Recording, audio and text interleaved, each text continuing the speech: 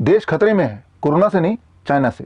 Corona से ना तो देश को कोई खतरा है, ना ही आपको कोई खतरा है। कोरोना तो एक मामूली फ्लू है।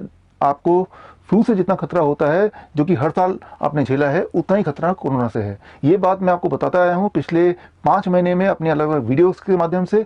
इन बातों की सारी प्रूफ अगर आपको चाहिए तो स्क्रीन पे दिए हुए लिंक में जाके मेरी किताब corona the scandal of the millennium में जाके आप देख सकते हैं।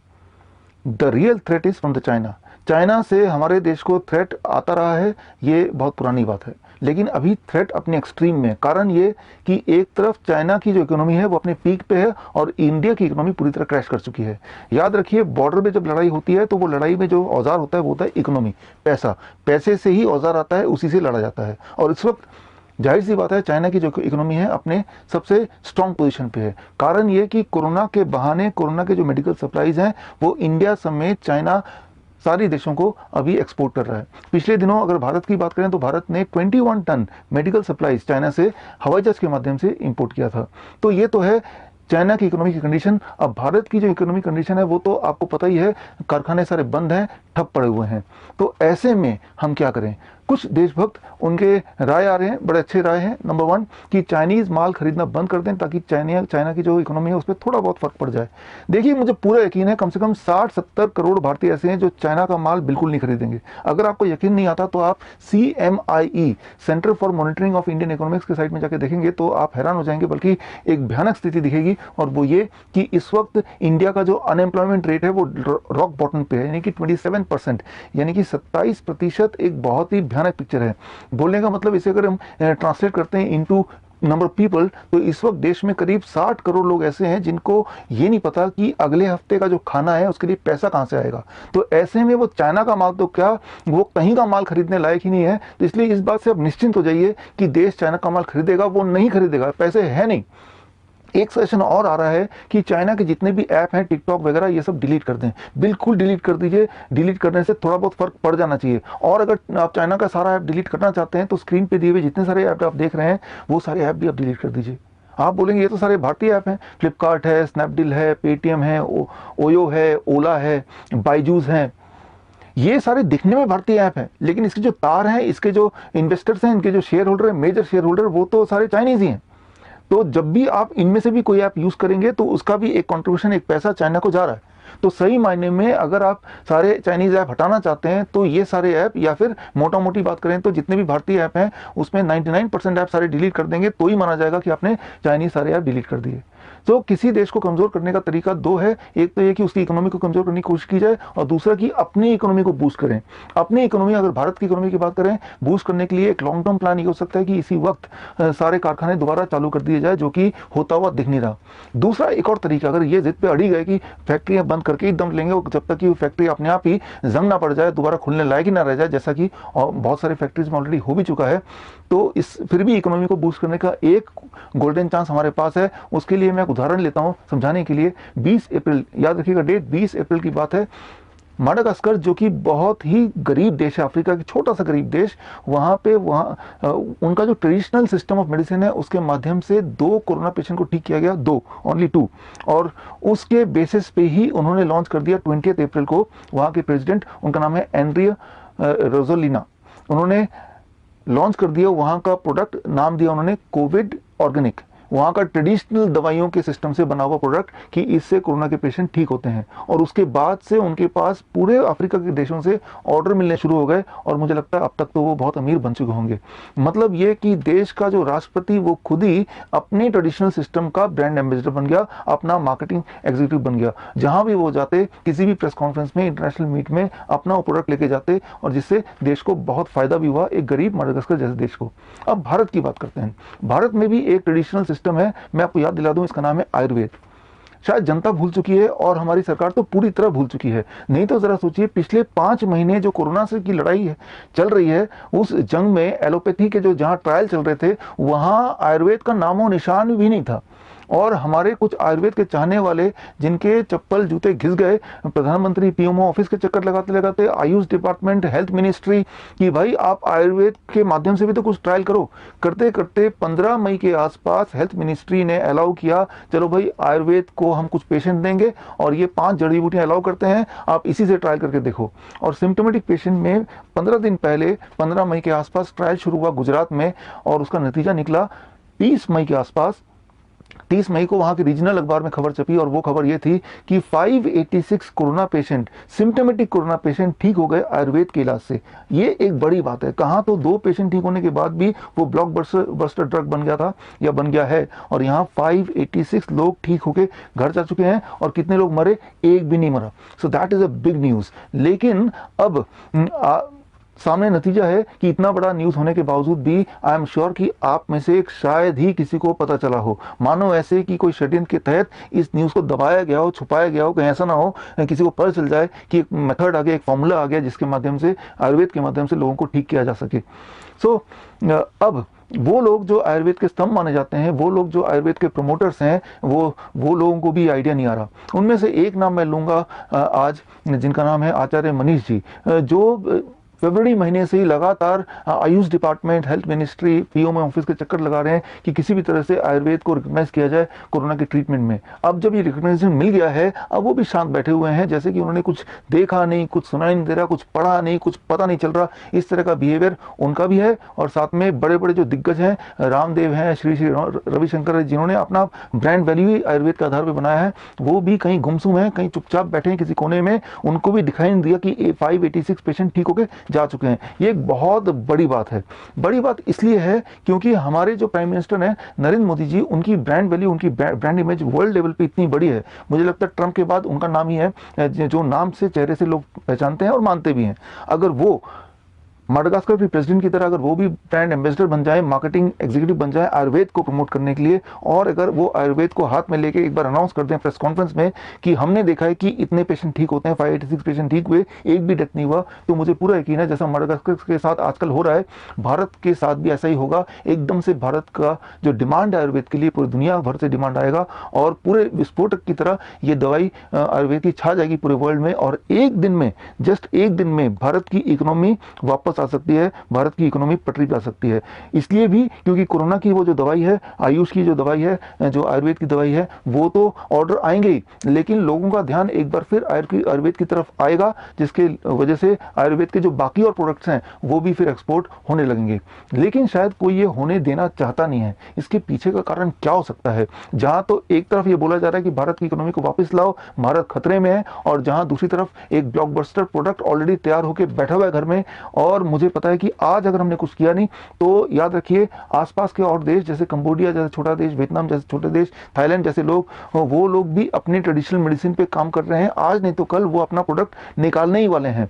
तो सारा ध्यान, एशियन कंट्रीज का ध्यान, वो आंखें खुली है कि कौन अपना पहला प्रोडक्ट निकालता है, और सारा जो फर्स्ट जो फायदा ले जाएंगे, फर्स्ट मूव का, वो देश ले जाएगा जो पहली बार अनाउंस करेगा, ठीक माडागास्कर की तरह। लेकिन इसके बावजूद भी शायद ये आइडिया आया नहीं है। तो आपकी रिस्पॉन्सिबिलिटी, ये जो आइडिया मैंने बताया, क्यों ना और prime minister becomes the brand ambassador of this Ayurvedic product and launch it globally. सिर्फ एक प्रेस कॉन्फ्रेंस करने की देर है, कुछ भी नहीं करना है।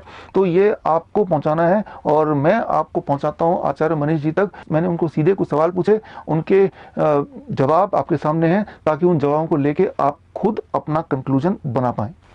मेरा पहला सवाल आपसे, मैं तब से देख रहा हूँ यूट्यूब के जरिए, वीडियो के जरिए भी, और आपसे जो जितने फोन पे बात हुई, आप जब से लॉकडाउन हुआ उससे पहले से आप लगातार पीएमओ में और हेल्थ मिनिस्ट्री में, आयुष डिपार्टमेंट में मिनिस्टर से कॉन्टैक्ट बनाए हुए हैं कि भाई आयुष को बीच में जगह दिया जाए, आयुर्वेद को जगह दिया जाए, आयुर्वेद के माध्यम से इलाज किया जाए। इतने चक्कर काटे, और उसके चक्कर काटने का रिजल्ट क्या हुआ, कुछ बताएंगे आप? मैंने ये सुना था कि भाई उसके बाद फाइनली 15 मई के आसपास टीवी में देखा था कि हेल्थ मिनिस्टर ने अलाउ किया कि चलो भाई हम आयुर्वेद के माध्यम से भी ट्रीटमेंट को करके देखते हैं। 15 मई, आज से 15 दिन पहले, जबकि आप कब से लगे हुए थे। तो थोड़ा सा ब्रीफली बताइए अपना ये स्ट्रगल आयुर्वेद को अलाउ कराने का, कि चलो ट्रायल तो करते हैं। मैंने सबसे पहला लेटर लिखा था 23 मार्च को पीएमओ में। उसके बाद से लगातार मैं अब तक 12 लेटर पीएमओ में लिख चुका हूँ प्रधानमंत्री जी को, और सीसीआरएस में गया था 17 अप्रैल को, और आईसीएमआर की मीटिंग में अटेंड कर चुका हूँ। इसके अलावा आयुष मिनिस्टर से पर्सनली भी मिल चुका हूँ। लेकिन मैं आपको बताना चाहूंगा इस देश में आज भी हम अंग्रेजों के गुलाम हैं, उस मानसिकता की गुलामी से हम बाहर नहीं आए हैं। मतलब आयुर्वेद को इन्होंने मंजूरी जरूर दी शुरू में, जो आप बता रहे हो जिस डेट को, लेकिन वो दी सिर्फ उसके संपर्क में आए लोगों पे। पहले दी इन्होंने हेल्थ वर्कर्स पे, और फिर दी इन्होंने जो संपर्क में आते हैं, एसिम्प्टोमेटिक पेशेंट, और जो जिनको डाउटफुल है, यानी कि जो फर्स्ट लाइन वर्कर्स हैं, हेल्थ वर्कर बोल सकते हो जिनको आप हॉस्पिटल में। प्रिवेंटिव के लिए दिया ना कि उन्होंने इलाज के लिए दिया। इलाज के लिए नहीं दिया था उस टाइम तक। लेकिन इलाज के लिए जो मैंने देखा टीवी में, आप जरा इसको कंफर्म कीजिए, 15 मई के आसपास हेल्थ मिनिस्टर ने 4 कोई जड़ी बूटी बोली कि भाई आयुर्वेद की ये 4 हम सिम्टोमेटिक पेशेंट को देंगे। वो 4 दवाइयां क्या है, इसको थोड़ा बताइए। वो तो अश्वगंधा है, गिलोय है, यष्टि मधु है, पिपली है, और आयुष 64 है, एक एंटी मलेरियन ड्रग है आयुर्वेद की बनी हुई। वो 30-32 साल पुरानी CCRS की रिसर्च है। वो 4 जड़ी बूटियां बोली है इन्होंने, और वो भी आज से 15 दिन पहले, आज 2 जून है, इसको 15 मई की बात है। हेल्थ मिनिस्टर ने खुद पहले तो इन्होंने हेल्थ वर्कर्स पे और हॉस्पिटल्स में बोली थी। बाद में इन्होंने, अभी सुनने में आया, जो अभी परसों भास्कर का फ्रंट पेज मैंने बताया था आपको शायद, उस दिन शायद इन्होंने बोला है कि हमने कुछ पेशेंट पे ट्राई करी है, बाकी मुझे विश्वास नहीं है, मैं अभी कंफर्मेशन कर रहा हूँ वहां पे। अच्छा, अभी मेरा आपसे सवाल, 30 मई की बात है। 30 मई को दैनिक भास्कर के लोकल एडिशन गुजरात में, जो अखबार आपने नहीं दिया था मुझे, गुजरात का, जिसमें फ्रंट पेज में लिखा है कि 586, हाँ ये आपके पास है, 586 पेशेंट को ठीक किया है, सिम्टोमेटिक पेशेंट को ठीक किया है आयुर्वेद के माध्यम से। ये आपने ही पढ़ा, राइट? तो यानी कि अब ये साबित हो चुका है कि भाई सिम्टोमेटिक पेशेंट ठीक हो सकते हैं, एक भी नहीं मरा, सारे के सारे घर चले गए, कितने लोगों में ठीक किया। क्या ऐसा ही कुछ लिखा हुआ? हाँ बिल्कुल, इसमें लिखा हुआ है कि 8 अस्पतालों में हम आयुर्वेद से इलाज कर रहे हैं। वैद्य भावना पटेल है डायरेक्टर गुजरात आयुष विभाग। बट मैंने भास्कर के थ्रू इनका नंबर लिया है और संपर्क करा है, तो अभी पूरी डिटेल सही मिल नहीं रही है कि इन्होंने क्या क्या उस ट्रीटमेंट में दिया है। जाकि इसी पेपर में एक न्यूज छपी हुई है कि पूरे गुजरात में इन्होंने 1.25 करोड़ लोगों को काढ़ा पिलाया आयुष क्वाथ, जो काली मिर्च, वो तो एक प्रिवेंटिव हो गया। उसको प्रिवेंटिव हम कुछ भी करते रहे, उसे it doesn't make much sense. मेरा तो सिंपल सवाल ये है कि अगर मैं इस अखबार को मानूं, जो कि देश का एक बड़ा अखबार है और इसमें फ्रंट पेज में है, वो भी आयुष के डायरेक्टर का ही व्याख्यान है, उसके हिसाब से तो ये है कि आयुर्वेद के XYZ दवाई से पेशेंट ठीक हो जाते हैं और 586 पेशेंट ठीक हो गए हैं। ऐसे ही है ना? ऐसे ही मानना पड़ेगा ना? पेशेंट तो आपकी DIP डाइट से भी ठीक हो जाते हैं, 3 डेज प्रोटोकॉल से भी ठीक होते हैं, आपने खुद करा हुआ है। बट वही बात है ना, हिंदुस्तान में काम करने का कोई मौका तो दे। हाँ, तो अब मेरा सवाल है कि ये अखबार में आ गया है। अभी मैं आपको एक एग्जांपल देके पूछना चाहता हूँ कि 20 अप्रैल की बात है। 20 अप्रैल में मडागास्कर एक बहुत छोटा सा देश है, बहुत ही छोटा देश है, बहुत गरीब देश है। पूरे वर्ल्ड में मेरे ख्याल से गरीबी की उसमें लास्ट के 50 देशों में आता है। छोटा और गरीब अफ्रीकन कंट्री। उन्होंने 2 पेशेंट को ठीक किया, सिर्फ 2 पेशेंट की बात कर रहा हूँ, 2 पेशेंट को ठीक किया अपने वहां के आयुर्वेद से, वहां के जो एक लोकल उनका जो सिस्टम है, ट्रेडिशनल सिस्टम है। और 2 पेशेंट के बाद ही उन्होंने ऐलान कर दिया वर्ल्ड वाइड, ये हिंदुस्तान टाइम्स वगैरह में पूरे दुनिया में आया, ये उन्होंने लॉन्च कर दिया। It is called Covid organic के नाम से अपना पूरा बॉटल टॉनिक लॉन्च कर दिया। और 20 अप्रैल, आज से 1.5 महीने पहले की बात कर रहा हूँ। और उसके बाद से लेके अभी तक ये पूरे अफ्रीका में फैल गया और वो अच्छा खासा बिजनेस कर रहे हैं। लोग भी ठीक हो रहे हैं ऐसा बोल रहे हैं, बट बिजनेस अच्छा खासा कर रहे हैं। तो मेरा सवाल ये है कि 30 मई को ऑलरेडी 586 लोग ठीक हो चुके हैं और आयुर्वेद से ठीक हो चुके हैं, जिसके लिए आप चक्कर काट रहे थे PMO से लेके और हेल्थ मिनिस्टर से लेके स्टेट हेल्थ मिनिस्टर, कहाँ नहीं गए आप। और जब सामने रिजल्ट है तो सरकार चुप बैठी है। वो जो प्रेसिडेंट थे मडागास्कर के, वो खुद ब्रांड एम्बेसडर बन गए और खुद अपनी बोतल लेके उन्होंने इंटरनेशनल प्रेस कॉन्फ्रेंस की, जो जिसका आप गूगल करेंगे आपको मिल जाएगा, नहीं तो आपने देखा भी होगा। तो दूसरी तरफ हमारी जो अब ये एक तरह का यूं मानिए कि जीत या हमारी अचीवमेंट कि वही आयुर्वेद से ठीक हो गए, 586 कम नहीं होते, वो 2 ठीक हुए, उसी से उन्होंने हल्ला कर दिया। और अब तो वो सुपर हिट है। मडागास्कर को कौन नहीं जानता, कम से कम नाम जिन्होंने नहीं सुना जानते हैं सब लोग। और मेरा सवाल सिंपल ये है कि आयुर्वेद से जब जीत हासिल हुई है, ये किसी को भी क्यों नहीं पता। और कम से कम आप तो लेके, आपके पास आपके भी काफी सारे आयुर्वेदिक प्रोडक्ट है, उसमें से आयुष 64 क्या है आपके पास? है तो हम लोग आयुष 64 को आयुरेपी के नाम से बनाते हैं। हम लोग खुद आयुष 64 है, ये गवर्नमेंट का CCRS अप्रूव फॉर्मूला है।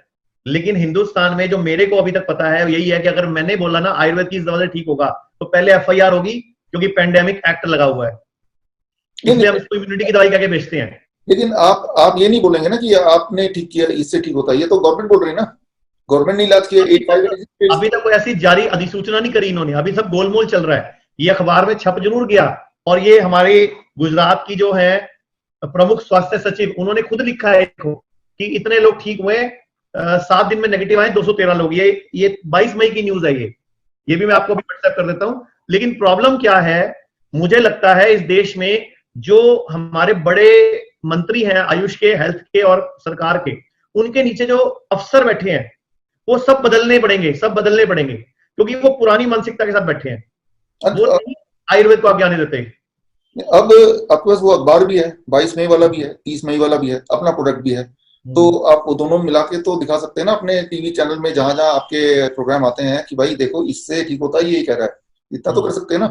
तो हाँ, शुरू कर देता हूँ, आपने अब अच्छी सलाह दी है। हाँ कि भाई आप नहीं कह रहे, हम लोग, मेरी तो पूरे इंडिया में 100 क्लिनिक है, और पिछले, अच्छा आपको बता देता हूँ, पिछले 3 महीनों में जो आपका 3 डेज DIP डाइट है और एक आपका 3 डेज प्रोटोकॉल है लिक्विड सॉलिड वाला जो वायरल इन्फेक्शन के टाइम देते हो, उससे और साथ में हमारी आयुर्वेदिक जड़ी बूटियों से कम 1500 ऐसे मरीज हैं जो सिम्टम्स थे, जिनमें टेस्ट नहीं हुआ था, क्योंकि टेस्ट करते तो उनको उठा के ले जाते क्योंकि पेंडेमिक एक्ट है, वो सारे ठीक हुए हैं, एक भी पॉजिटिव नहीं आया। और पिछले हफ्ते पंजाब सरकार में 33 बड़े अधिकारी, जिसमें ADI मतलब ADPG लेवल के अधिकारी भी थे, और उनको भी हमने अपनी दवाइयां दी आयुर्वेद वाली और आपका डाइट चार्ट दिया। हैरान हो जाओगे, एक कभी पॉजिटिव नहीं आया, सबका थैंक यू मैसेज आया। इवन की 4 लोगों ने तो पर्सनल, जो ADPG लेवल के, आपका पर्सनल नंबर भी लिया मुझसे कि विश्वरूप राय चौधरी जी का पर्सनल नंबर चाहिए, हमें बात करनी है, तो मैंने नंबर भी दिया आपका, क्योंकि आपने अभियान चलाया देश में जो डाइट वाला, ये बहुत सराहनीय अभियान है। और जब खाली डाइट से ठीक होते हैं, आयुर्वेद तो चलो सेकेंडरी हो गया, आयुर्वेद तो चलो मान लेते हैं हम डाइट ही है, हल्दी एक डाइट ही है, मसाले है तो सब डाइट ही है। तो मैं तो आपके माध्यम से, और खुद भी रोज आवाज उठाता हूं, आप भी रोज उठाते हो, कि भारत सरकार को इस टाइम आगे आना चाहिए, और जिस दवाई से गुजरात ने ठीक किया है वो दवाई पूरे देश में ओपन कर देनी चाहिए, और पूरे विश्व को भी बोलना चाहिए इससे ठीक हुआ है, आओ खरीदो, ताकि देश में पैसा आए, इकोनॉमी स्ट्रांग हो हमारी। बिल्कुल सही। मैं यही आपसे बोलना चाह रहा था, पूछना भी चाह रहा था और बताना भी चाह रहा था कि आप, क्योंकि आपने एक स्तंभ पकड़ा हुआ है आयुर्वेद का, और आप जैसे और तो गिने चुने भारत में, जैसे मान लो बाबा रामदेव है, श्री श्री रविशंकर है, आयुर्वेद को, लेकिन इस वक्त मैंने देखा आज की तारीख तक, अभी 2 है, आज देखेंगे आपका अगला वीडियो आता है कि नहीं, हमारे सारे दर्शक देखेंगे, राइट। और मैं ये भी देखूंगा कि भाई बाबा रामदेव है, ये प्राइवेट इंसान है, इन पे किसी का कोई कंट्रोल नहीं है, हमारा खुद का कंट्रोल है हमारे ऊपर, उनका कंट्रोल उनके ऊपर, तो हम सबका ये रिस्पॉन्सिबिलिटी है, ये आपकी जिम्मेदारी है, हमारी है, कि जबकि ये रिजल्ट आ गया है, वो सरकार उस रिजल्ट को आगे लेके आए ना आए, क्योंकि जबकि ये अनाउंस हो चुका है तो हम उस अनाउंसमेंट को आगे बढ़ाएं। उससे क्या होगा कि मैंने वही देखा कि माडागास्कर में जो हुआ कि छोटे से देश में एक बार अनाउंसमेंट के बाद, अब आप देखिए वहां हवाई जहाज जा रहे पूरे अफ्रीका में, और उनका जो कोविड ऑर्गेनिक है वो फैल गया, और इस बहाने वो ट्रेडिशनल सिस्टम जो है माडागास्कर का, उस पर लोगों का ध्यान चला गया, मेरे जैसे इंसान का भी और वहां के लोकल्स का भी, हर तरह के इंसान का। तो इससे ना केवल हमारा एक्सपोर्ट बढ़ेगा इस दवाई के लिए, बल्कि आयुर्वेद में लोगों का विश्वास और इंटरेस्ट एकदम से फैलेगा। ये कोई छोटी बात नहीं है। और सबसे इंपॉर्टेंट बात ये मैं बोलना चाहता हूँ कि अभी 30 तारीख हो गया, अभी आज 2 तारीख पे हमें, कहीं ऐसा ना कि हम सोचते रह जाएं और कोई चाइना जैसा या कोई और देश, हर देश का एक ट्रेडिशनल सिस्टम है, वियतनाम भी अपना काम कर रही है, आज नहीं तो कल 2-3 दिन में वो अनाउंस करने वाली है। जिस देश ने पहले अपना आयुर्वेदिक टाइप कुछ अनाउंस कर दिया, मान लीजिए कि बिजनेस पहले वो ले गया, राइट, तो यहाँ पे आज तो हमारे पास मौका है, कल होना हो ये हमें नहीं पता, राइट। वो हम अगर आज हाथ रख के बैठे, सरकार कुछ करेगी तो ही करेंगे, लेकिन मैं सारे ऑडियंस को बोलना चाहता हूँ, आपको भी बताना चाहता हूँ, और जितने भी आयुर्वेद को के स्तंभ है कि वो, और जिनके पास खासतौर पे आपके पास तो फॉर्मूला भी है, तो आपको तो कुछ करना ही नहीं है। आपके माध्यम से बताना चाहूंगा मैं दर्शकों को भी कि जब मुझे CCRS में और आयुष मिनिस्टर से मीटिंग हुई थी, तो हमने 3 दवाइयां निकाली थी और 100% क्योर बताया था कि इससे हो जाएगा। तो उन्होंने पता क्या बताया, मैं आपके माध्यम से जनता को बताऊंगा, उनकी आंखें खुलेंगी। हमें ये बोला गया कि 3 से 8 करोड़ रुपए खर्चा, सॉरी 3 से 8 साल का टाइम पीरियड। उसमें मैंने आपको एक लिक्विड दिखाया था, ये विश्व रस के नाम से, बड़ा आसान सा लिक्विड था, इसमें पपीता, गिलोय, वीट ग्रास, पुनर्वा, नीम, वासपत्र, कालमेघी डाला हुआ था। तो हमने बोला ये लिक्विड है, इससे ठीक हो जाएगा। और एक आप जो हुंजा टी बताते हो, वही हर्बल टी बताया था कि इससे ठीक हो जाता है। लेकिन हमें बताया गया कि 3 से 8 साल तक रिसर्च होगी, कम से कम 15-20 करोड़ का खर्चा लगेगा, पहले आपका कम से कम 9 महीने का पेपर वर्क है, फिर जाके दवाई लॉन्च होगी। इससे अच्छा मैंने तो वापस आके मन बनाया कि इस दवाई को इम्यूनिटी की कह के देते रहो, हिंदुस्तान में तो यही चलने वाला है। कसम से मैं तो ठंडा हो गया, आराम से घर बैठ गया था कि हिंदुस्तान में कानून पुराने हैं। लेकिन आज आपके माध्यम से आपने मुझे दोबारा से जगाया है कि ये वाली अखबार भी आ चुकी है, ये वाली भी आ चुकी है, अब आप दोबारा जागो। तो मैं थैंक यू आपका भी, क्योंकि आप जगा रहे हो कि आयुर्वेद को दोबारा से आगे लाने का मौका, और अब तो अखबार सरकार खुद बोल रही है, तो अच्छा आइडिया है, हम इसको पूरा पेश करते हैं। ना तो ये पेशेंट को वापस ले सकते हैं और ना ही अखबार वापस ले सकते हैं। और सबसे इंपॉर्टेंट बात तो ये है कि भाई आपके सारे जो अपने एक्सपीरियंसेस बताए, उससे यही लग रहा है कि पूरी कोशिश की गई एक षड्यंत्र के माध्यम से, कहीं ऐसा ना हो कि आयुर्वेद का कोई इलाज आ जाए और आ जाए तो लोगों को पता चल जाए। तो उस तरह की कोशिश दिख रही है। अगर ऐसी कोशिश है तो ये तो फिर हमारा और ज्यादा रिस्पॉन्सिबिलिटी है, फर्ज है कि हम में से हर एक लोग जो भी अपने आप को इंडियन समझते हैं, भारतीय समझते हैं, वो इस पद्धति को आगे बढ़ाने के लिए ये जो न्यूज है और ये न्यूज को आगे पहुंचाए। इस न्यूज से ये तो होगा कि पैसा देश में आएगा, वो पैसा चाहे आपके खाते में जाए, बाबा रामदेव के खाते में जाए, किसी को भी जाए, लेकिन आएगा तो देश में। एक तरफ तो चाइना से पीछा छुड़ाने के लिए या उसकी इकोनॉमी को डाउन करने के लिए टिकटॉक को हटाने बोल रहे हैं कि अपने व्हाट्सएप से हटा दो। भाई अगर टिकटॉक को हटा दो तो आप देखेंगे कि 90% जितने भी ऐप हम यूज करते हैं, इंक्लूडिंग पेटीएम है या फ्लिपकार्ट है या ओयो है, जितने भी नाम आपने सुने हैं, जितने भी यूज करते हैं, 90% ऑफ देम उसमें चाइना का अच्छा खासा इन्वेस्टमेंट है। तो बोलने का मतलब ये है, सीधी सी बात, अगर आप टिकटॉक उड़ाने की बात कर रहे हो तो एक्चुअली आप ये बोल रहे हो कि मोबाइल में जितने भी आपके ऐप है सारे उड़ा दो, तभी जाके चाइना का रेवेन्यू। और ऐप उड़ाने से अच्छा कि अपना धंधा बढ़ाओ, और धंधा बढ़ाने के लिए जब सब सारे टूल्स हैं, सारे औजार हैं, तो और अगर डब्ल्यूएचओ को परमिशन लेनी है, मान लो ये भी एक है, तो डब्ल्यूएचओ के बॉस भी तो अब हमारे भारत के हेल्थ मिनिस्टर बन गए। तो यहाँ पे रिकॉर्ड, इसके बावजूद भी अगर सब कुछ कहीं कुछ रुका हुआ दिख रहा है, इसका मतलब कोई बड़ा ही खेल चल रहा है। खैर हमारी तो फिर भी कर्तव्य है कि हमारे हाथ खुले हैं, हमारे हाथ खुली है, हमारी पहुंच एटलीस्ट सोशल मीडिया तक है, जहां जहां जिसकी पहुंच है वहां वहां तक तो हमें इस आयुर्वेद के इस सक्सेस को पहुंचाना पड़ेगा। मैं आपके माध्यम से बताना चाहता हूँ, जब पहली बार मैं आयुष मिनिस्टर से पर्सनली मिलने गया था ना, उससे पहले 16 दिन तक हमने रात को सोए नहीं थे ढंग से। मैंने पूरे 15 डॉक्टरों की टीम लगाई थी, जिन्होंने एक एक जड़ी बूटी के ऊपर जितने भी पूरे विश्व में जर्नल उपलब्ध थे, पूरे जर्नल्स का एक एक डाटा पूरा इकट्ठा करके ना पूरी पोथी बना के लेके गए थे। इतना बड़े पेपर्स थे हमारे पास, कम से कम 350 जर्नल लेके गए थे, कि वो ये ना बोल दे कि आपने तुलसी पे पूरी रिसर्च नहीं करी। तुलसी है तो तुलसी पे कम से कम 55 तरह के जर्नल, कालमेघ था तो कालमेघ पे 20 तरह के जर्नल, अमेरिका के अलग, मतलब ब्रिटेन के अलग, मतलब हमने पूरे विश्व में पूरा होमवर्क करके गए थे। लेकिन उसके बाद भी मन खराब हुआ जब वहां पर जाके पता चला कि आयुर्वेद में अभी आप लोग बोल रहे हो, लेकिन इंटरनेशनल प्रेशर है, रिसर्च में टाइम लगेगा। मतलब दुख हुआ मुझे कि हम इस देश में वासी हैं कि आज भी अंग्रेज हम पे राज कर रहे हैं, और अंग्रेजों के हम जाने अनजाने गुलामी है, डायरेक्टली इनडायरेक्टली तो गुलामी बोलते हैं इसको हम, क्योंकि पेंडेमिक एक्ट ही ऐसा है। और आपने अभी खुद एक वीडियो बनाई थी कि आईसीएमआर ने तो क्लियरली अपनी वेबसाइट पे डाल दिया कि मौत चाहे हार्ट की प्रॉब्लम से हो, चाहे किसी और प्रॉब्लम से हो, तो वो लिखी कोरोना के खाते में जानी है। और पाकिस्तान की वीडियो भी आई थी कि कोरोना की तरफ से मारोगे तो आपको 3900 रुपए कुछ एक्स्ट्रा मिलेंगे पर पेशेंट की मौत के ऊपर। वो आप ही ने डाली थी एक वीडियो। हाँ, तो ये सच्चाई है। अभी आईसीएमआर ने, देखिए, एक तरफ तो आपके पास सारे एविडेंस आप दिखा भी रहे हैं, और आप तो बात तो अलग है, अब सरकार के पास भी एविडेंस है। आफ्टर ऑल 586 पेशेंट तो सरकार ने ठीक किए, उनके पास एविडेंस है। उसके बाद भी एक तरफ आयुर्वेद को बिल्कुल दबाया जा रहा है, पूरी तरह से खत्म किया जा रहा है, और दूसरी तरफ ये एविडेंस है कि जो एंटी मलेरियन ड्रग है हाइड्रोक्सीक्लोरोक्विन, ये पूरे दुनिया में अब डब्ल्यूएचओ की तरफ से बैन हो गया। उसके बावजूद भी ये देखते हुए कि भारत में हजारों लोग इसे मारे गए, जिसका डेटा वगैरह चाहिए तो मैं दे सकता हूँ, तो उसके बावजूद भी इंस्पाइट ऑफ दैट आईसीएमआर ने अभी भी अपने जिद पे अड़ी हुई है कि हम तो आज भी, और अभी भी आज के डेट 2 जून में भी अगर कोई कोरोना पेशेंट जाता है आईसीएमआर के माध्यम से, यानी कि अपने गवर्नमेंट के हॉस्पिटल्स में, तो आज भी राइट नाउ मेरे पास पेशेंट हैं जिनको ये हाइड्रोक्सीक्लोरोक्विन दिया जा रहा है आज भी। जब तो ये ट्रंप ने अनाउंस किया था तब भी ये एविडेंस थे कि इससे हार्ट अटैक आते हैं और ये कार्डियक अरेस्ट से इंसान मरते हैं, और आज भी एविडेंस है। आज तो कई गुना ज्यादा एविडेंस है। और तो मतलब ये कि उसके बाद भी आईसीएमआर की जिद है कि हम तो यही दवा देंगे और लोग मरते हो मरे, हमें कोई मतलब नहीं है। बट मैं आपको एक और न्यूज देता हूँ। आज सुबह ही, जैसे आपको पता होगा, साजिद की मृत्यु हुई है, जो संगीतकार थे 42 साल की उम्र में। तो हाँ, वो शुगर और किडनी के पेशेंट थे, लेकिन पिछले कई दिन से हॉस्पिटल में भर्ती थे, आपको पता ही है। और उनकी जो मौत हुई है उसमें कारण हार्ट अटैक बताया गया। अब हार्ट अटैक तो आपको पता ही है कि HC2 दोगे तो हार्ट की धड़कन तो मतलब बढ़ती है उसके बाद, और उसके बाद अगर हार्ट अटैक पड़ जाए तो नेचुरली बात है, तो वो जांच होनी चाहिए कि साजिद को दवाइयां क्या दी गई जिसकी वजह से उसको हार्ट अटैक आया।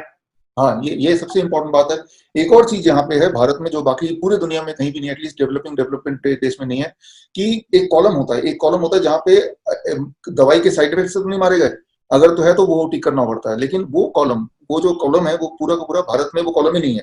मतलब भारत में दवाइयों के साइड इफेक्ट से कितने लोग मारे गए, गवर्नमेंट का जवाब होगा 0। इसलिए कि वो कॉलम होगा तभी तो कोई लिखेगा ना, लिखने की जगह होगी तभी तो लिखेगा, राइट। तो वो कॉलम है ही नहीं, मतलब वो स्कोप ही नहीं है कि आप लिखो या उस पर सोचो भी कि दवाइयों के साइड इफेक्ट से मरना भी कोई चीज होता है। जाहिर सी बात है कि कोरोना को पेशेंट गया तो उसको हाइड्रोक्सीक्लोरोक्विन देंगे, और हाइड्रोक्सीक्लोरोक्विन का सबसे बड़ा इफेक्ट है कि वो हार्ट के बीट को एबनॉर्मल कर देता है, इतना ज्यादा abnormal, and that leads to cardiac arrest and that leads to many time of death. So जो एक क्लियर सीक्वेंस है। आज के पेपर में एक हेडलाइन और है, जो रेमडेसिविर है वो भारत में बनने की अनुमति भी दे दी आज इन्होंने, कल आज पेपर में फ्रंट पेज में छपी हुई खबर। कितनी बड़ी बात है। एक तरफ तो ऐसे एक्सपेरिमेंट होगा, यानी कि गिनी पिग वाली आपकी बात है वो सच साबित हो रही है कि भारत में सबको गिनी पिग बना दिया इन लोगों ने, ट्रायल की कर दिया इन्होंने हर पेशेंट के ऊपर। जब तो हम आयुर्वेद की बात करेंगे तो 7 साल का ट्रायल चाहिए, सारे इतनी बड़ी बड़े सारे पोथी चाहिए, उसके बाद भी हमें कुछ नहीं करना। और जब तो ये मॉडर्न मेडिसिन की बात करें, सो कॉल्ड मॉडर्न मेडिसिन, तो इस ये साबित होते हुए भी कि इससे मौतें हो रही हैं, ये क्लियर एविडेंस होते हुए भी, तब भी उसको आंख बंद करके लागू कर देना। मतलब ये कि मैं तो यही बोलता हूँ कि अगर किसी को टेम्परेचर हो, हाई फीवर हो, तो गलती से अगर कोरोना चेक कराने गए तो आप गिनी पिग बन गए। आप घर बैठ कर अपना इलाज करा लो, राइट, चाहे वो कोरोना के सिम्टम आए, अपने घर पे खुद को क्वारंटाइन करके, खुद ही अपना डाइट से और खाने पीने से ठीक करके उसको अपने आप स्वस्थ हो जाओ। बस यही है एक चारा बचा है, अगर आपको इस देश में रहना है, this is the only way you can live. या फिर कई दिन से आपने भी यही किया, और मेरे को भी जितने लोगों ने संपर्क कर हमारे डॉक्टर्स को, हमने भी यही किया। इवन की स्विट्जरलैंड, अमेरिका, ऑस्ट्रेलिया के पेशेंट ने कांटेक्ट किया, हमने उनको घर पे ही बोला कि जो मसाले पड़े हैं वो लो, गर्म पानी पियो, और ये डाइट प्रोटोकॉल है ये अपनाओ, बस कुछ नहीं करना। और ग्रेट ग्रेट। सो इसी के साथ बड़ा अच्छा लगा आपसे मिलकर। मुझे लगता है हमारी ऑडियंस को अब बहुत सारी नई चीजें मिल जाएंगी, जिससे उनको एक इंस्पिरेशन मिला। यहाँ पे कंक्लूजन ये कि दवाइयां हैं हमारे पास और वो एक्चुअली ठीक करती हैं। और मुझे लगता नहीं कि भाई ये एक ऐसी बीमारी जिससे एक भी मौत हो सकती है, एक भी मौत, एक भी इंसान बच में तो एक भी सिंगल मौत नहीं हो सकती। हाँ, नहीं हो सकती इसमें। और जबकि ऑन द अदर हैंड अगर वो HCQ का रास्ता लेंगे तो लोग जब बच जाते हैं तो मुझे बड़ी हैरानी होती है, ये बच भी गया, बच पे आ भी गया, तो ये बड़ी बात है। तो खैर हम अब यहीं पे रुकेंगे, ऑडियंस को सोचने का मौका देते हैं। आप जरूर अपने टिकटॉक को और बाकी सारे व्हाट्सएप को डिलीट कीजिए, लेकिन डिलीट करते वक्त दिमाग से कहीं आयुर्वेद ना डिलीट हो जाए लोगों के दिमाग से। इस बात पे हमें ध्यान रखना है, इसको आगे बढ़ाना है। ऑल द बेस्ट, धन्यवाद। थैंक यू, नमस्कार।